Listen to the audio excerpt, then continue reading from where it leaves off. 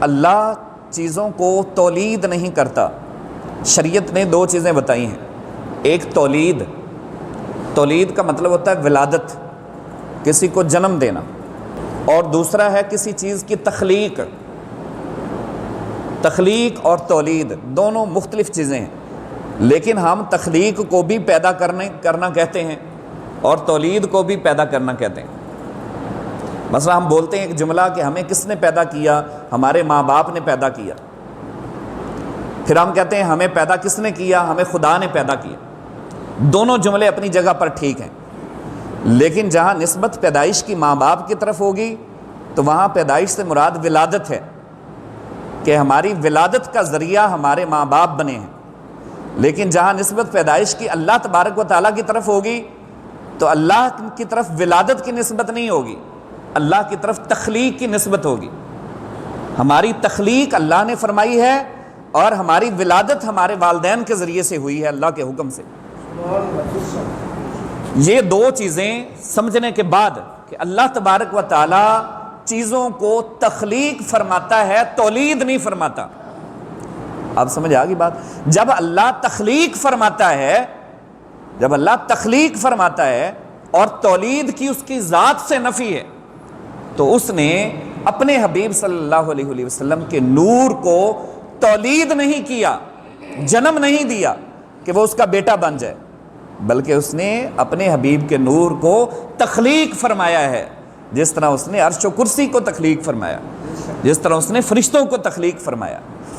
ایک اور فرق سمجھیں یہاں پر تھوڑا سا،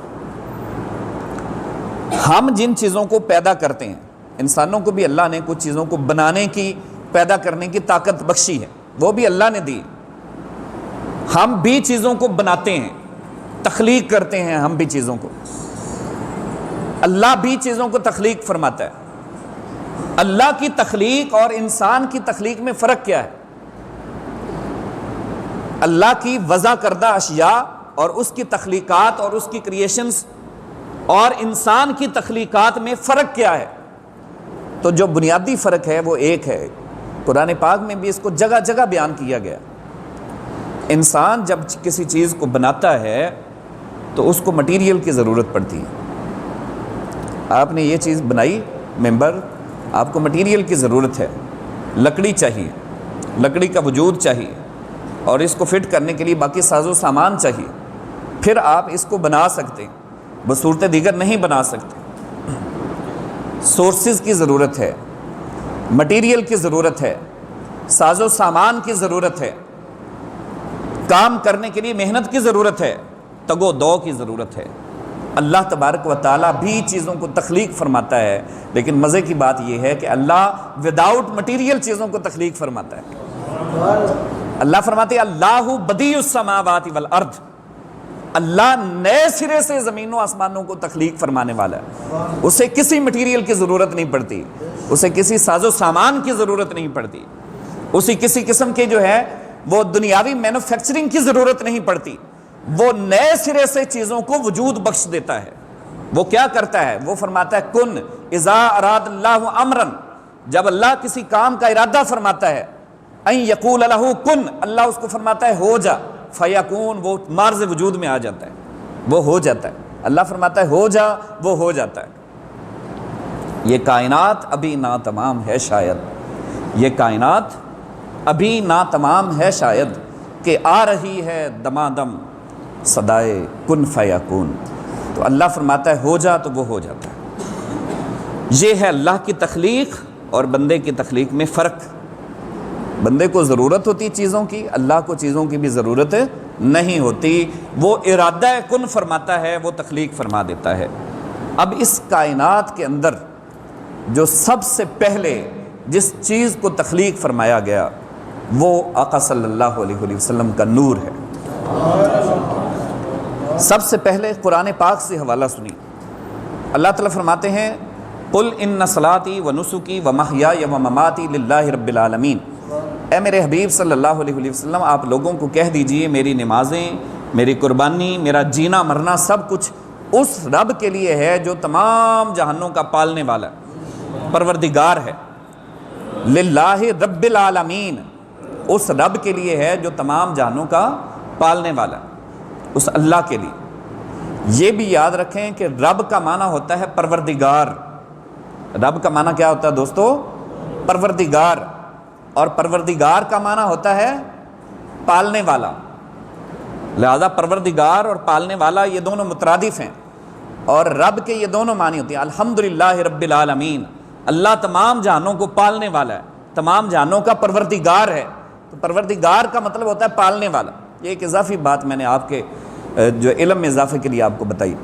تو فرمایا کہ میرا جینا مرنا سب کچھ اللہ کے لیے ہے جو تمام جہانوں کا پالنے والا ہے۔ اے میرے حبیب، آپ یہ لوگوں کو بات سمجھا دیں، اللہ کا کوئی شریک نہیں۔ بابی ذالک امرت، اسی بات کا مجھے حکم ہوا ہے کہ میں اللہ کی توحید کا پرچار کروں۔ وَأَنَا أَوَّلُ الْمُسْلِمِينَ، اور اس کائنات کے اندر خدا کی بارگاہ میں جس نے سب سے پہلے سجدہ کیا ہے وہ میں محمد صلی اللہ علیہ وسلم۔ اللہ نے جس بھی چیز کو تخلیق فرمایا، قرآن کہتا ہے اس نے پیدا ہوتے ہی، آفٹر کریشن، اس نے معرض وجود میں آتے ہی جو پہلا کام کیا ہے وہ خدا کی بارگاہ میں سجدہ کیا۔ لوح کو پیدا کیا، اس نے سجدہ کیا۔ قلم کو پیدا کیا، سجدہ کیا۔ عرش و کرسی کو پیدا کیا، سجدہ کیا۔ شمس و قمر کو پیدا کیا، سجدہ کیا۔ زمین و آسمانوں کو تخلیق فرمایا۔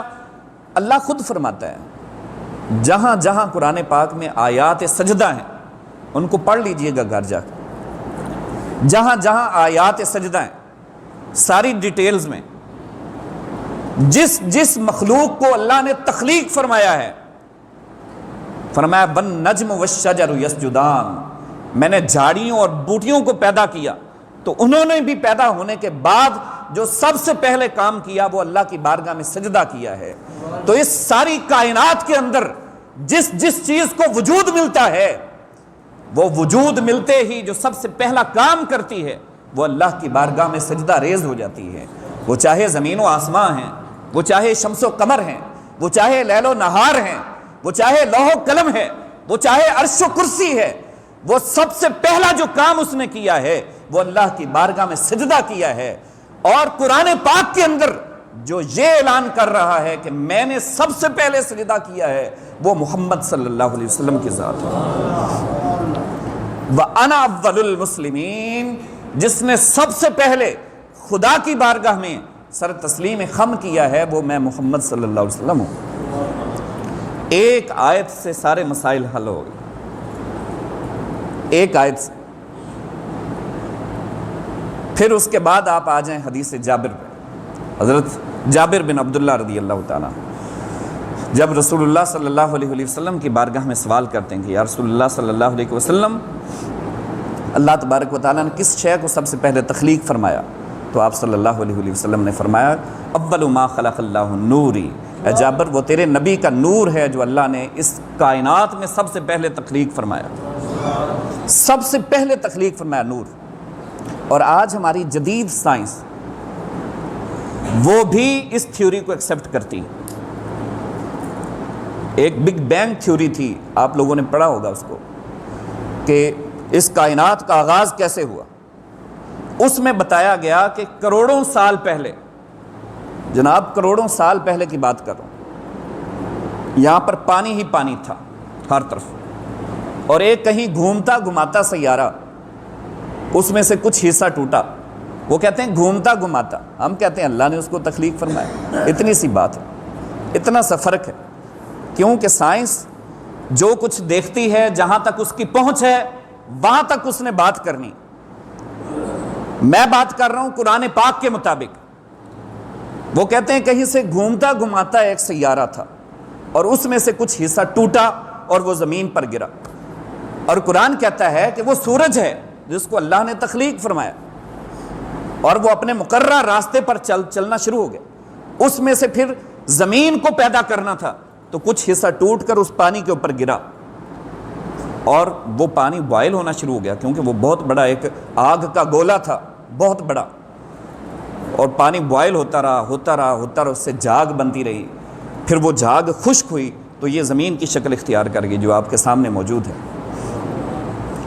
پھر اس پر ایک نئی تھیوری اس کے بعد کی جو قائم ہوئی، بیک گراؤنڈ آف ریڈیشنز، یہ جو شعائیں ہوتی ہیں نورانی، اس سے متعلق تھیوری قائم ہوئی۔ تو انہوں نے کہا کہ اس کی پیدائش کی، اس کی تخلیق سے بھی پہلے، جب ابھی یہ پانی بھی نہیں تھا اور یہ زمین بھی نہیں تھی اور وہ جو ہے وہ بوائلنگ میٹر بھی نہیں تھا، ابلتا ہوا مادہ، اس سے بھی پہلے اس کائنات کے اندر صرف شعائیں ہی شعائیں تھیں۔ وہ کہتے ہیں شعائیں ہی شعائیں تھیں، ہم کہتے ہیں نور ہی نور تھا، ایک ہی بات ہے۔ تو پھر اس پر جو ہے وہ لاکھوں سال بارش برسائی گئی، اور یہی وجہ ہے کہ آج زمین کے چاروں طرف پانی ہی پانی ہے اور درمیان میں ایک حصہ خشک ہے۔ تو الغرض لاکھوں کروڑوں سال پہلے اس بات کی تائید تو ہماری سائنس بھی کرتی ہے کہ جب چیزوں کو اللہ نے تخلیق فرمانا شروع کیا، حضرت آدم علیہ السلام کی تخلیق سے 50,000 سال پہلے اللہ تبارک و تعالیٰ نے عرش کو تخلیق فرمایا، اور اس عرش کو قائم رکھنے کے لیے اللہ تبارک و تعالیٰ نے فرشتوں کو تخلیق فرمایا، لہذا فرشتوں کی تخلیق اس سے پہلے ہوئی۔ تو اللہ فرماتے ہیں الحمدللہ رب العالمین، جب سے مخلوقات ہیں تب سے اللہ تبارک و تعالیٰ ان کو پال رہا ہے، ان کو ضرورت ہے۔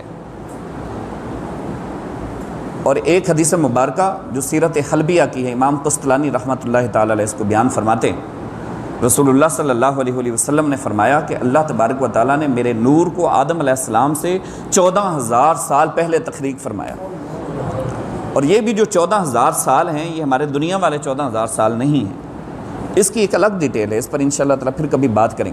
یہاں پہ ایک ایک دن آپ یوں سمجھ لیں تقریباً 10,000 سال ہوں دنیا کے تو وہ ایک دن بنتا ہے، ان دنوں کے حساب سے 14,000 سال پہلے اللہ تبارک و تعالیٰ نے تخلیق فرمایا۔